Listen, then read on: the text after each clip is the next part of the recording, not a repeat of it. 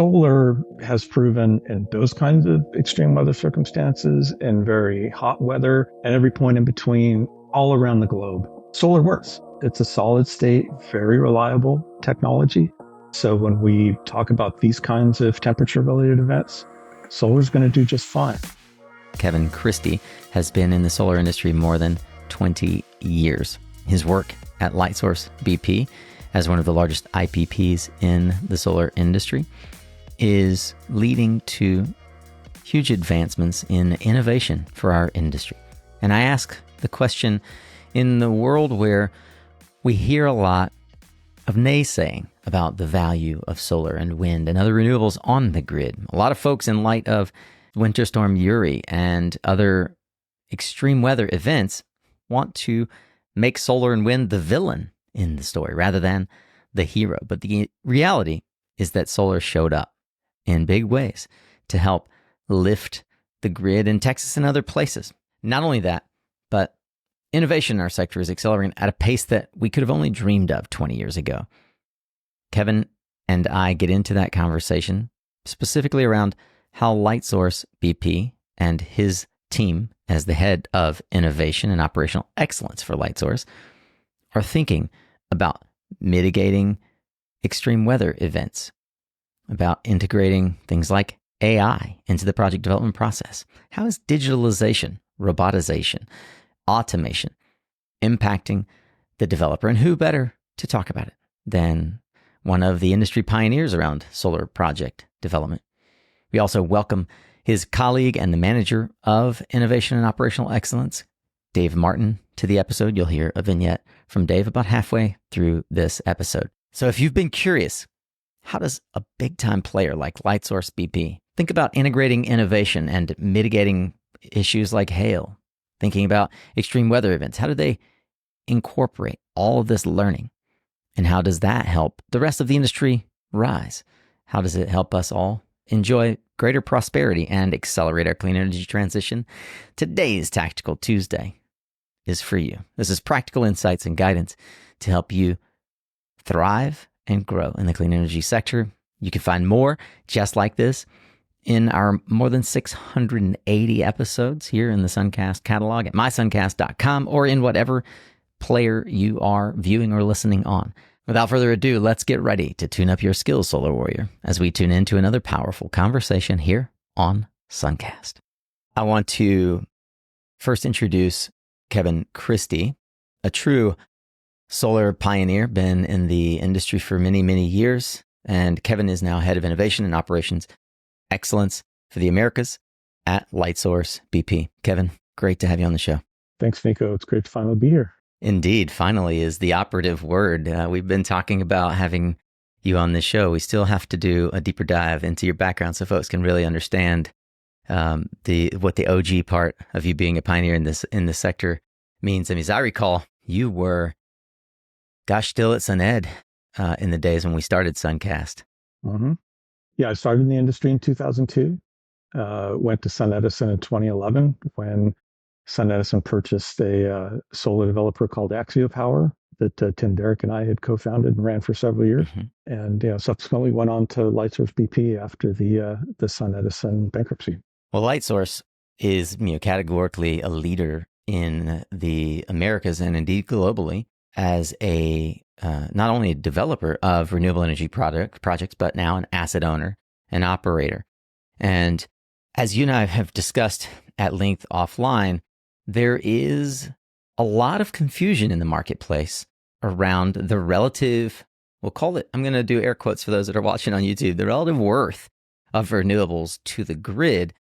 Some even postulate that renewables are in fact a liability to the grid. You pointed me to a USA Today article that we'll link to that, didn't really speak favorably to renewables assets. And I thought it'd be really interesting to have the perspective and maybe the counter narrative in terms of how renewable energy assets truly are performing, especially in these scenarios of extreme weather events. And my understanding is Lightsource BP actually have quite a few assets down in Texas. I'd love to hear from your perspective, how does solar continue to operate in these conditions? What has been your on-the-ground experience specific to the Lightsource BP operating assets during extreme weather like hurricane or Winter Storm Uri, for example? Yeah. So February 2022, Winter Storm Uri came through Texas, the worst cold snap, in recalled history in Texas, and it caused a great deal of havoc on the ERCOT grid. Caused a significant number of outages, even unfortunately, a number of deaths within the state. What's unfortunate about that event, aside from all the damage and loss that occurred during it, is there was an attempt to sort of spin the narrative about the difficulties that the ERCOT grid experienced. Well, this is because we've had this mad rush to put a whole bunch of wind and solar on our grid, and now you see what happens when you when you so recklessly pursue the old "I told you so." Yeah, it's the old "I told you so." Well, the truth about what caused the outages on the ERCOT grid was fundamentally that the natural gas distribution infrastructure on the Texas grid was insufficiently weatherized to be able to withstand those kinds of cold temperatures. And so they had valves and pumps, that were freezing, and they couldn't deliver the natural gas to the gas burning plants. In some cases, the gas burning plants themselves were not weatherized. And so all of that plumbing that you sort of see, on a gas plant, they had the same kind of freezing events in those valves and fittings. And for the plants that were operating, there was a big effort to actually truck natural gas to the plants so that they could continue to operate and keep the grid up. At the same time, our first large solar plant in Texas, Impact Solar, which is up in the northeast corner of the state by Paris, Texas, had an over 96% availability throughout the entire period of the crisis. There's a great on-the-ground team that was doing everything to clear temperature faults and such, but we achieved a very high level of uptime. And when the weather cleared, but it was still cold, we were putting out full capacity from basically 9 a.m. to 5 p.m. In the middle of the winter, because there was snow on the ground.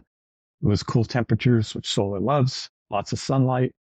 And so we were delivering maximum energy to the grid at the time that it really needed it. So solar has proven in those kinds of extreme weather circumstances, and very hot weather, and every point in between, all around the globe, solar works. It's a solid state, very reliable technology. And so when we talk about these kinds of temperature related events, solar is going to do just fine. On the other hand, in the case of these very cold weather, extreme cold weather, the Texas grid just wasn't, prepared for it. The natural gas distribution system wasn't prepared for it because they hadn't experienced, those kinds of temperatures. Nothing was built in Texas to withstand that. Now, I would want to reassure your listeners, they shouldn't rush to the conclusion that natural gas is an unreliable source of energy, because with sufficient weatherization, natural gas as an energy source can be just as reliable as solar has proven itself to be. Just that, unfortunately, the natural gas industry in Texas just had work to do to be able to get up to the standards of reliability that solar has set.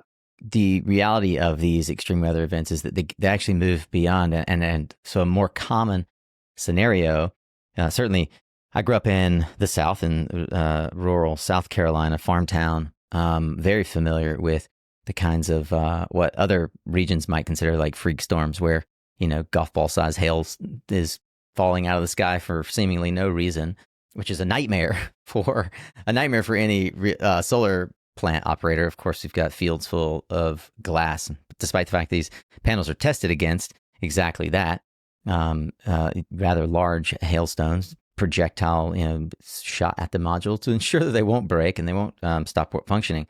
These kinds of additional extreme weather events beyond just cold snaps are a more frequent and more common headache for an asset owner like Lightsource BP. You all have spent a lot of time in the area around real-time extreme weather information and project preparation to anticipate these kinds of events. And I'd like to hear, as an asset owner, how you think about, in particular, hail mitigation, the integration of asset tracking, like weather tracking, real-time extreme weather information into your asset performance portfolio, how you think about and talk about it with your investors, and what benefits have come from your approach to extreme weather prevention. Yeah, so just to set the stage, in 2020, the insurance market for solar assets, based on some significant losses in Texas with regard to hail and some other markets with respect to fire and flood, went from a sort of one deductible, all risks are covered kind of a contract to Mm-hmm. we're going to have a separate deductible and coverage limit for these separate categories of risks. Oh, wow. Hail certainly being one of them, fire, flood, earthquake, and such. For others, and what we found is that the deductible exposure for a hail loss was as much as 5% of the total insured value of the asset, which when I ran the numbers was about a $14 million deductible exposure for us for our largest solar asset. And then at the other side, they had a coverage limit that was low enough so that it would not fund the complete replacement of the field if that's what we ultimately had to do. And so we went from the experience of insurance being like the donut that surrounded the deductible hole to Yeah. being the hole that surrounded the coverage loss donut, right? Mm. Or that was inside the Wow, that's a coverage loss really donut. great way to Yeah. visualize it. So owners like us were just significantly more exposed. And so we had to become activists in our approach to managing that risk as best we could. Fortunately, all of our projects in the United States, and it's true of most every utility scale asset, has a single axis tracker, that's part of the Mm-hmm. system, so that the modules are tracking from the east in the morning over to the west in the afternoon to sort of maximize their exposure to sunlight. Because we have access to the tilt angle of those trackers, we Right. can, in anticipation of the storm, move those trackers to their maximum angle with the hope that you'll be able Right. to deflect, the majority energy of a hailstone Mm. as it hits the module. Being ready is all, as you said, about being aware of the weather that's coming. Because if you try to use a hail pad, as they're called, a hail sensor, to Oh. trigger, your tilt response, well, you're going to be too late Uh-huh. because hail's already falling, on your array, and Huh. it can take That's a 5 great minutes point. or more to get over into your full tilt angle. So we said we basically need to make sure that we're already at full tilt before the storm comes. And so all of this starts with a great free service that's provided by the National Weather Service. This is through their Storm Prevention Center in Lawrence, Kansas, Mm-hmm. I believe. They provide what they call a day one convective outlook that also extends out to day two and day three, with less resolution. But we're always every day looking at the day one and the day two convective outlook. And we're able in our system to map any sort of risk layers that the National Weather Mm-hmm. Service sort of predicts for thunderstorms. They have kind of a gradated risk level where it goes from like 5% risk of large hail to 15% risk to 25% risk to all kinds of hatched areas, and watch out, a big one's coming. And so Yeah. we're able to map that against the locations of all of our projects. In fact, we were just looking this morning, as it turns out, tomorrow, which would be the 14th of March, 8 of our projects are within the National Weather Service's predicted risk bands for large hail for tomorrow. So we're going to be Huh. looking. So then the Timely. next thing that we do is we look at the hourly forecast for all of those locations where the projects are at to see when the thunderstorms are predicted to come through. And basically, we make Yeah. sure that at least an hour in advance of those thunderstorms, we're at full tilt. And we schedule an exit to go back into normal production at least an Right. hour after those storms are predicted to The go event. through. And so we schedule the tilts, and then we monitor on an ongoing basis to determine, do we need to go in earlier? Do we need to come out later? I recently was reading about a project I thought was really clever. The fellow that wrote the article said, if we've done this right, nobody will hear about it. Well, it's my job to find out about it and tell people how how it's working. Called Project Whiskeyball. Can you talk a bit about the what is this Project Whiskeyball and why it matters? So Project Whiskeyball is just what I've been describing, right? We just gave it a project name because we needed to aggregate resources around it and give people a name through which to call it and understand it. And we've sort of also shared all of the best practices that we picked up out in the industry. And I should mention, before we toot our own horn too loudly, that there's been some other significant contributors, to the same kind of effort. Yeah.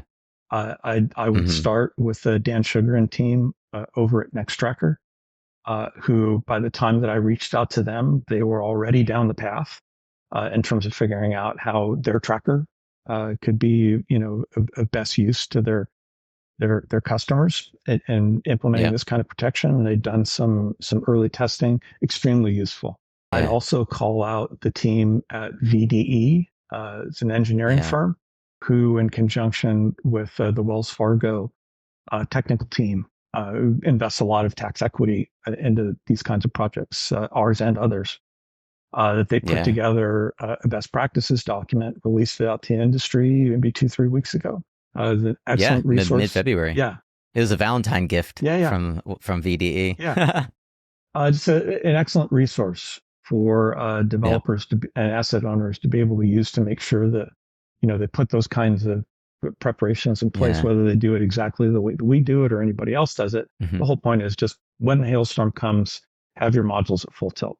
That's and whatever path you do to get there, you've done it right. Yeah, and I really appreciate that. The nod both to the folks at VDE and Wells Fargo and Nextracker, who, along with Lightsource BP, are doing best-in-class work that really kind of open sources the community thought share around how this should be done, which is by definition what best practices really are. And we'll link to some of those resources that you've mentioned, in particular the technical memorandum from VDE. You mentioned a moment ago that one of the key drivers for you all is the outsized risk that the insuring of these products creates for you. What is some of the work that you've done to help drive down those costs, improve the risk analysis, any innovative products that have come out of that you've helped drive into the market? Yeah, so I think there's 2 other organizations I could call out. First, Brown & Brown are our insurance consultants. And they early on sort of grabbed a hold of the work that we were doing and made sure that all of the various insurance companies that they work with, the ones that are part of the consortiums that insure our different projects, that they were not just aware of what we were doing, but that we were pushing along with others all of those best practices out in the industry, because insurance is all about the pool of risk. We are able to get some, concessions because we're an early pioneer in this, and we provide this protection on 100% of our projects, regardless of where they're located in the United States. We don't sort of risk discount for from a resourcing perspective. It's just if it shows up on the risk map in the United States, we're putting the plant into stow, right? So we ensured that we have that capability across 100% of our fleet. So that means something. But what we really need is, the rising tide to lift all boats, and really have the asset owner community and the developer community, first of all, make sure they specify projects that have this capability. And then the asset owner community needs to make sure that they have a program in place, that is basically 365 days a year doing these risk assessments. And ideally have, some kind of plan A, plan B, plan C sort of approach to this risk, so that if plan A fails, you've got to roll over to plan B and to plan B, et cetera. So I'm sure that folks who are doing exactly the same job that you're doing are nodding their heads. But for those who maybe have less experience at this level of asset performance, you mentioned, I've heard you say before, what's bad for one is bad for all. And I can totally understand why, if we all swim in the same risk pool, this makes a lot of sense for you guys, not only to spend capital on, but to help socialize the concept. But how does a Brown & Brown, for example, as an insurance consultant, help to communicate what's happening? What's the value of a consultant like that in the sort of in the communication stream? Well, I think they're keeping track through the insurance community of all the various events that are happening. And, without giving close biographical details on each one, they're able to share, like, there was this plant that was in construction. And, what you'll often see on a plant during construction is they'll just stow all the modules flat, while they're installing them. Early on in our program, for instance, we changed, an exhibit in all of our EPC agreements so that once they install the modules onto the rows, they move them manually into hail stow and lock them. Right. So that's really, I never considered that. Yeah. So that's was, it has been the experience in the industry that a number of the projects that have been damaged during construction before the trackers were actually operational, right? Or if they were operational, they weren't yet in the care, custody, and control of the asset owner. And so, as I said, we have been able to achieve some concessions in our various insurance organizations. I think as different underwriters increasingly appreciate, the value of having a program in place versus not having one in place. But I think it's really upon us, the asset owner community, to demonstrate over time that when these storms come through, that the system was in stow. You've got the data to show it. And you've got the data to show that, you suffered this level of damage or did not suffer damage, for instance. We've yet in the United States to have any reportable hail damage on any of our projects. I think that's largely because we've been fortunate enough not to have, significant, severe sized hail strike any of our sites. But it really does make a difference whether or not you're in stow. It's just physics. Right.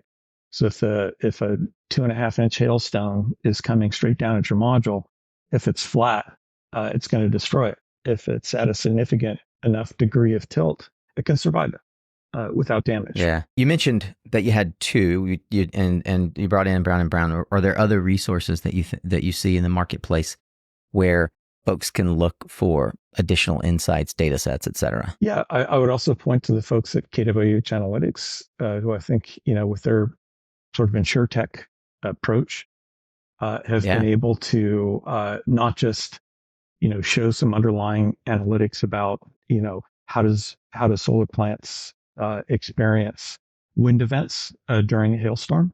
What we found is that wind can be highly unpredictable. KWH Analytics has sort of confirmed this, is that during a hailstorm, the direction and wind speed can go all over the map just because of the dynamics of a thunderstorm. So that sort of settled the question of, when you go into stow, do you stow into the direction of the storm? Do you stow away from the direction of the storm? You just need to get into stow. And sort of luck will determine whether, east or west was the best direction to stow into. But they also have been assembling products around, I don't want to say so much hail risk, but they've been able to develop products that sort of can reduce the exposure of the asset owner to variations in solar resource. They've been extremely innovative around the financial products that are able to be wrapped into solar projects. They famously introduced the solar put, solar revenue put. We'll link to Alex Dang does a lot of talking on that topic. So we'll link to some of those things if folks are unfamiliar with them. But ultimately, as an asset owner and as an industry, we're sort of taking the baton from the fossil fuel industry to carry our grid forward into a more clean energy future. And as has been the case in the past, the name of the game is to really drive costs down as much as possible. And I think folks naturally ask the question, at what point does innovation for innovation's sake start to really increase costs? And Latitude Media did an article that I think is a great reference called Better, Faster, Cheaper, Safer. And it talks about how developers are experimenting with automation and software to streamline the work that's being done. I'd love to hear, are we hitting the natural limits within the given set of techniques and technology that we've used? Does this deploy? At what point does innovation start to take a side seat to just getting stuff out in the field. You guys have done, you're the head of innovation. So you've got a lot of thinking around how innovation gets done inside of a big organization. I'd love to hear your thoughts on Yeah, that. sure. Well, I mean, we never do innovation for innovation's sake. We're not technicians that are sort of dreaming stuff up in a lab. We're trying to, on the one hand, sort of influence the industry from a investment standpoint, from a technological Mm-hmm. development standpoint, as sort of the voice of the developer, owner, asset operator. Yeah. But we're also sort of leaning forward into some of the newer technological developments to test them out on our projects, partner up with early stage companies to try to prove out these technologies. Because I do believe, and thanks for mentioning that Latitude Media article. By the way, better, faster, cheaper, safer is actually the slogan of our team internally. So Oh, wow. yeah, it's the filter that we sort of view things through, right? So Okay. will this make it better, faster, cheaper, safer? Any two or more of those on the list? Because that's effectively what innovation does. And I think you can express it as choosing one of two different perspectives, right? And I think that Jenny Chase in that article um, sort of spoke very succinctly to one perspective, which is that solar should be dumb and cheap. Not that it Hmm. should be dumb, but it's cheap, and that's what's important. Deploy it, deploy cheap solar at scale. You don't have to get into fancy, robotics and artificial intelligence technologies because solar has already sort of cleared the bar. Don't get distracted. Right. Deploy, deploy, deploy. But what we've been seeing, and I think it was pretty obvious in all the supply chain disruptions and the inflation, that we've experienced, not just in raw materials, but finished materials and labor, and particularly labor, Yeah. right?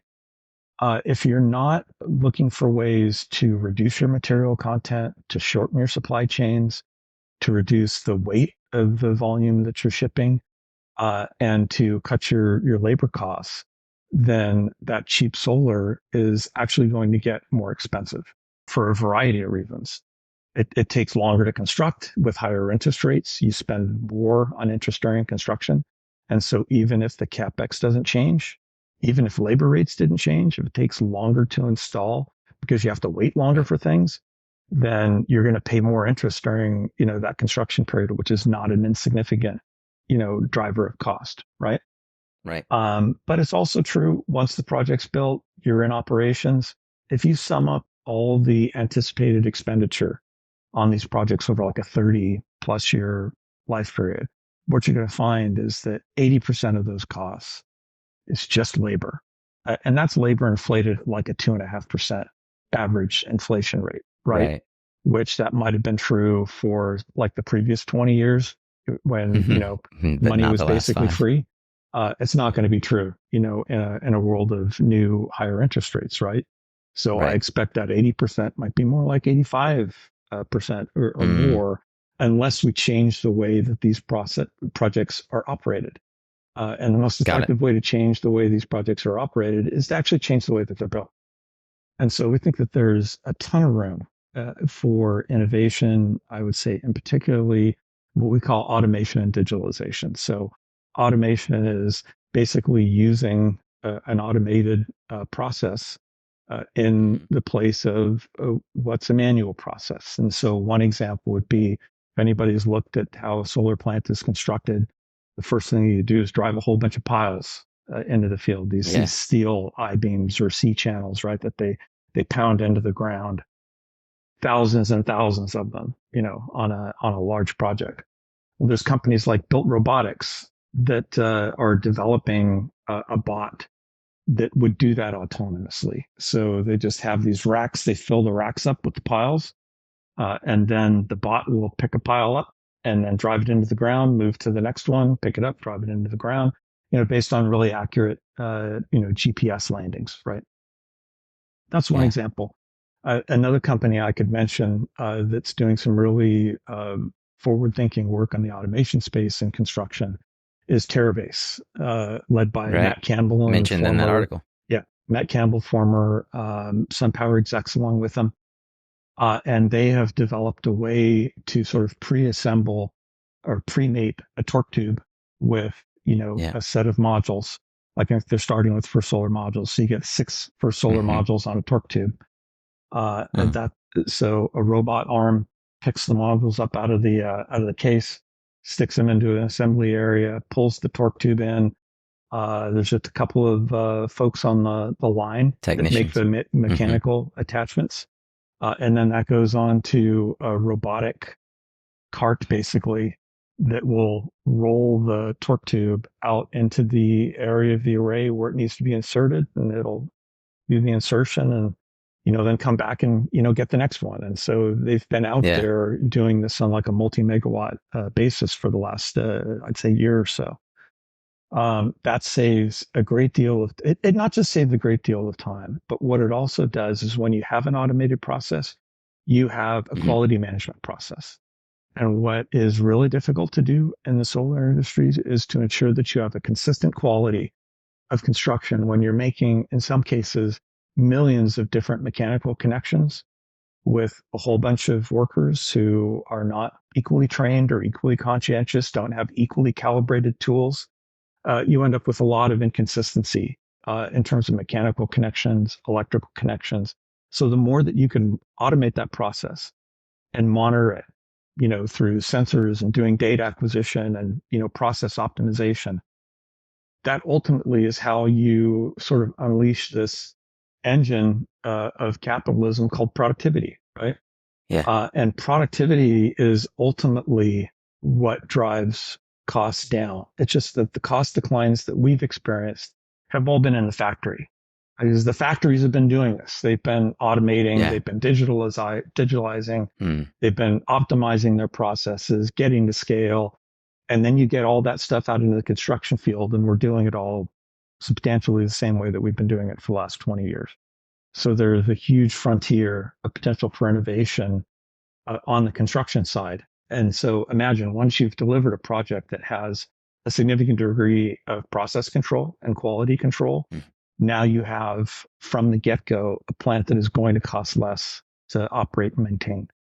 And then as you can help technicians with the assistance of technology become more productive in their jobs, we can reduce the labor content during the operations and maintenance phase, because I can tell you what every O&M provider will tell you is there's not enough technicians. So this is not a Yeah. case of robotics is going to come along and throw a whole bunch of people out of work. We need that automation just to keep pace with the fact that we're throwing more and more of this capacity on the grid. And we're not able to match that with a sufficient pool of trained and experienced talent. I want to take a moment and really drill down on this topic of innovation and get specific. So I asked Kevin, who on the team actually on the ground sort of is your go-to to manage the implementation that you just described? And he pointed me to Dave Martin. Dave is the manager of innovation and operational excellence for the Americas at Lightsource BP. And I wanted to get Dave's perspective on how his team is working on driving productivity at the ground level, bringing the operational efficiency out of the equipment factory, the supply side, and creating these factories in the field that our friends at Terabase are fans of promoting in terms of software, robotics, and getting to that terawatt scale deployment we're all anxious for. Dave, thank you for taking some time to join me for this conversation. Thanks for having me, Nico. We've heard it said, it's the famous iron triangle. I can give it to you cheap, fast, or good. Pick which two you'd like. So traditionally, innovation is seen as technological. I'd love to hear how Lightsource is thinking outside of that hardware aspect and drive efficiency and operational excellence into the assets themselves. And is it still true that we can only have it? We can pick two: cheap, fast, or good. Hopefully not. We're trying to overcome that. Like you said, leaving the hardware side where it is for the moment. What we're focused on is actually ensuring that we capture the value from these technologies, and not necessarily, if you have a robot like that can, drive piles or build a site or monitor a site, that's great. You don't need to be an expert in robotics to understand what it's doing. What you do need to understand is what value that tool is giving you and what you're going to do with that performance that's going to make you better. Is it going to save you $1? Is it going to make you a new dollar? Is it going to give you something that's harder to value, like it will lower fire risk on your site, which maybe you capture that insurance, or maybe you just sleep better knowing that you have a lower fire risk at your site? Those are the things that we're thinking around in terms of how are we capturing that value, but then also what does adoption mean for our organization? So that could be, do we have to hire an administrator for this tool? Is the vendor managing this tool? What are the rules of operation? What are the safety implications? We want to make sure an autonomous vehicle isn't bumping into stuff. Can it play well with sheep is a question that we've asked more than once in our organization. So there's so many questions. Once you figure out if a widget works and someone says, we want to put it in the whole portfolio, that just opens up 50 more questions that need to be run down and answered before you actually start getting that ROI. In the areas of focus, external, internal, looking at business process, would you be able to give us some concrete examples of ways that you're seeing things come out of the lab or even from other domains of expertise and getting actually applied in the field on your assets? The external lens that we use is really things that Lightsource can't implement ourselves, but that what we want to see in our final product. So automation of construction or automated monitoring of construction isn't necessarily something we can do independently, but as an end customer, we can start to pull that universe towards us and say, hey, we want these things to be implemented in the sites that we're building, or we want these materials used in the sites that we're building because we have a conviction that it's going to get a better result for us. It's going to build a better site. It's going to be better quality. Kevin talked about automated quality, knowing that those, hundreds of thousands of bolts have been looked at and verified, or MC4 connectors. Again, we don't build the site, but we can start pulling things towards us. Another one that Kevin and I have seen a number of times is anti-soiling coatings or different anti-reflective coatings for modules. Well, Kevin and I don't go out there with a roller and a brush and start brushing it on the 800,000 modules we have on a site. But we could reach out to our vendors and say, hey, we're really interested in this. It'd be great if it was applied in the factory, and we'd be interested in paying, X cents extra for this. And that's a way that all of a sudden a vendor is saying, hey, a big player's interested in this and knows that they might be willing to pay for it. That's how we can kind of throw that influence around. I mean, I've often heard of the anti-soiling coatings. Are things like that making their way into the marketplace now, thanks to this kind of pull through? I think a lot of vendors are looking at a lot of possibilities. So there are physical alterations to glass that some vendors are looking at, where they're saying, hey, if you laser etch glass a certain way, it actually affects the way that water holds onto it and it can roll off faster, or it can pull debris off. Makes sense. There's some electrostatic options that are essentially, make the module dust. The dust doesn't want to cling to it, repels dust. Yeah. And then there's obviously the Rain-X method, which is, you wipe something on, it makes a little occlusive layer, and it just comes off in the rain. It's going to be on the market. How it's being approached is, lots of different ways and at different scales, and how does a factory implement that process? What Kevin and I have looked at is, can we participate in small scale trials, put it on some modules, and see if there's a difference in performance where we can then validate, something that might have been done on a benchtop. Everybody talks about AI these days.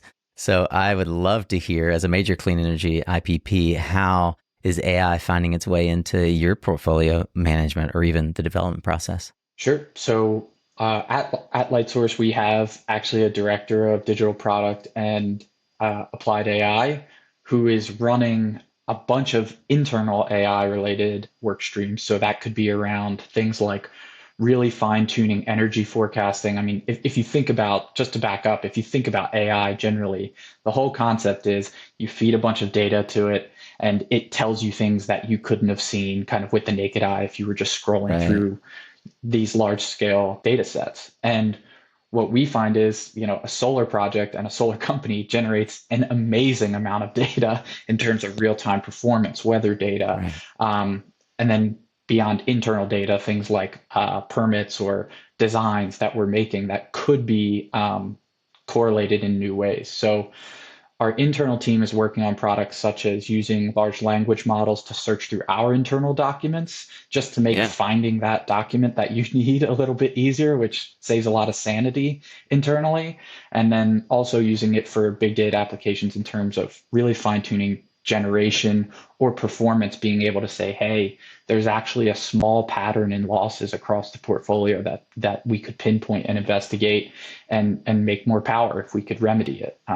So those are direct applications internally. And then we have had an amazing amount of incoming from AI vendors, which could I can be, only imagine. it's a huge umbrella of, you give us all this data and we'll clean it up for you and we'll give you some insight, or down to really fine tuning things like, we're going to use AI to search through RFPs, or we're going to use AI Mm, to go through all the different state policies on who wants solar, and we can right. give you a magic 8 ball that's going to tell you where the next big market's going to be.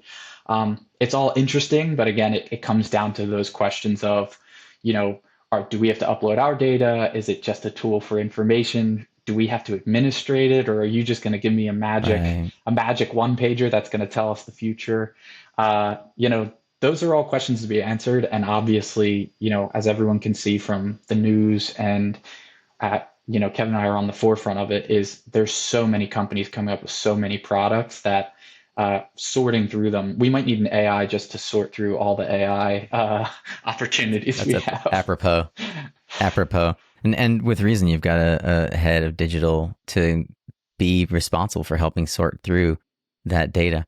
Dave, I often will ask what needed to be true for this to be possible. And so when we think about AI, a lot of folks have been talking for a decade about how when this, then that. It's kind of like our own sort of mental algorithm. What's been missing up to now that has become feasible to help us integrate AI? One of the main drivers is just this proliferation of different models coming out for AI, Mm-hmm. and a lowering of the wall, or a lowering of the bar to entry in the market. And what we're seeing coming from that in terms of large language models, or just pattern recognition, or also probably just there's more people who understand it. There's more people graduating Mm, college with degrees in AI who have right. thought about it and studied it for a long time. But that proliferation or that easing of access to AI has really helped companies come in with new strategies. They'll take a technology and apply it to a niche area that really drives a lot of value for end customers, rather than a kind of general, the famous thing with ChatGPT is you can write an email with it, or it's combing through a lot of different text, and you can make it generate a story or something like that. What we're seeing are really kind of surgical and precise applications of AI in a way that drive higher value. And the commercial example I give a lot is around the Nest thermostat, which is, here's a thing that you install in your house. It looks at your usage for your HVAC, and it'll make changes that you don't notice and change money and save you money. So, install, use it a bit, and it saves you money and you forget about it. That's, in my opinion, a perfect niche application of AI. And we see that coming into our industry in a couple ways. One of which would be, we've worked with Thomson Reuters Document Intelligence, which is a contract reviewing AI. Right. And Huh. the nice thing about that is they're training those models on legal documents, on energy related documents. It Yeah. helps that they're not scanning Facebook posts when we're looking for PPA terminology.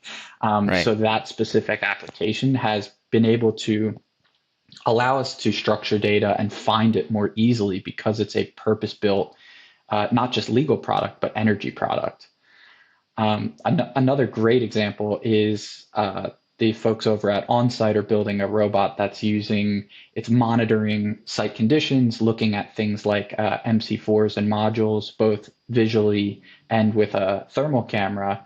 And what that is well on its way of doing is identifying specific types of failures and specific risks in a way that you can look at your site and say, you have 500,000 MC4s on this site, and we know that these maybe 10,000 are at a high risk of failure, not just because of we've looked at every single one on your site, which we would never have a human do, but also, as they look at more sites, they could say in the entire universe of these connectors, these are the ones that we know are bad. So that Oh, value wow. only compounds. And paying a person to walk around with a FLIR camera and do that, we would never even dream of doing it. And it's going to make, through automation and then machine learning and computer vision, it's just going to make every site that much better, that much more resilient. Well, as we round out the conversation here, I wanted to think a little bit more about where this is all going.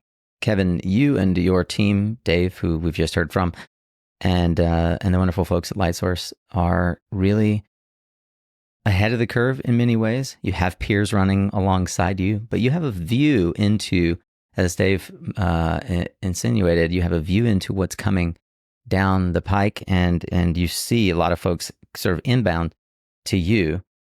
What do you see as the future of innovation for solar? And I would say, let's add energy storage. I know that you guys have a number of assets that have incorporated energy storage, and potentially there are other areas that I'm not yet privy to. Yeah, great. Well, I think on the energy storage front, it would be any number of hosts of different episodes about alternate chemistries, for batteries, non-battery storage technologies. We're going to see a significant amount of advancement in all of these things. And Lightsource will hopefully be leading the way in terms of being able to help providers bring those to market and get them on our projects. I'd say, more narrowly with respect to solar, it is really those two buckets that we think are going to reap the most rewards, and that is automation and digitalization, both in construction and in operations. And I should not hesitate to add, going all the way back to the design phase, right? So the sort of ideal concept is we start with a highly automated design and layout function that creates essentially down to the module level a digital twin of what will ultimately go into construction. And then when construction starts, we have companies like Terabase, Drone Deploy, others that will monitor that construction through flyover drones and be able to use machine vision to say, okay, this is your construction progress, and these things that are being built on there don't meet with the as built, and so you modify the digital twins so that it matches what was actually installed on the site, so that by the time that you have a site that is fully constructed, you have an as built that matches what's actually been installed in the field, which you might be surprised to find out is very often not the case. They just don't keep good enough records, and you have a whole other piece of equipment inside of your substation that's not on your as-built drawings, for instance. So, and then between those 2 points, increasing use of automation in the actual methods of construction. And then as you get into the operation stage, I think there is great potential for, as we mentioned, things like the on-site bot to be able to regularly do machine inspections of your plant, and to be able to create a geotagged history of everything that it's seen on the site. On the digitalization front, I'm thinking increasing interconnectivity between the various partners, that are all needed in order to implement these projects. Everything from being able to be connected to your supply chain's digital system so that where your product is in the supply chain as it works its way toward your site, to being able to track through interconnectivity to the EPC's project management system all of the corrective measures that might be identified on a site. So you can say the EPC, said they're going to fix these things, and this is what was fixed, and this is what the fix looked like, and we have pictures before and after, that are part of the digital history of the plant. And then as we get into operations, I can certainly foresee that at some point when a technician walks up to an inverter cabinet and opens the doors, they have augmented reality safety goggles that are able to walk them through the repair or the diagnostics that need to happen, and actually record the serial number of parts as they come out and new parts as they go in. That kind of, data rich environment enables what I talked about in terms of process optimization, which is really where we need to get in order to be able to really drive costs down and performance up at the same time, sort of breaking that iron triangle. I love that, bringing it back to the iron triangle. One of the things that you have pointed out in prior conversations is the relatively short time horizon that solar and wind have in terms of making up ground on the 100-year-old power infrastructure that we currently enjoy. And we're not really on a linear path in terms of technological evolution. How, tying this back to sort of unlocking productivity, how do you think about that as someone who's been in the industry for more than 20 years, the technological innovation we're seeing in such a short time frame and what that really unlocks for us in terms of human capital?